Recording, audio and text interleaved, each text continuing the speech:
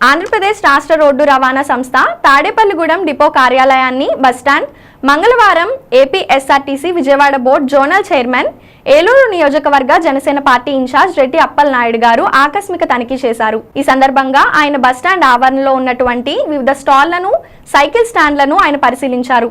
వ్యాపారస్తులు అందరూ కూడా ఎంఆర్పీ రేటు ప్రకారమే ప్రయాణికుల దగ్గర వసూలు చేసేలా ఉండాలని అధికారులకు సూచించారు.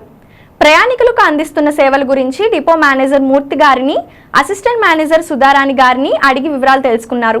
ప్రయాణికులకు ఎల్లప్పుడూ మంచినీళ్లు అందుబాటులో ఉండాలని, బస్టాండ్ ఆవరణలో ఉన్న మరుగుదొడ్లు మరింత శుభ్రంగా ఉండాలని అధికారులకు ఆదేశించారు. కూటమి ప్రభుత్వం ఆర్టీసీ ఉద్యోగులకు ఎల్లప్పుడూ అండగా ఉంటుందని ఆయన స్పష్టం చేశారు. ఆర్టీసీ కార్మికులకు, ఉద్యోగులకు ఏ అవసరం వచ్చినా తనను సంప్రదించాలన్నారు. అనంతరం డిపో గ్యారేజీని, పార్సిల్ అండ్ కొరియర్ రవాణా కార్యాలయాన్ని, డిపో మేనేజర్ కార్యాలయాన్ని పరిశీలించారు. పర్యావరణ పరిరక్షణలో భాగంగా బస్టాండ్ డిపో ఆవరణలో మొక్కలు నాటే కార్యక్రమాన్ని రెడ్డి అప్పలనాయుడు గారి చేతుల మీదుగా నిర్వహించారు.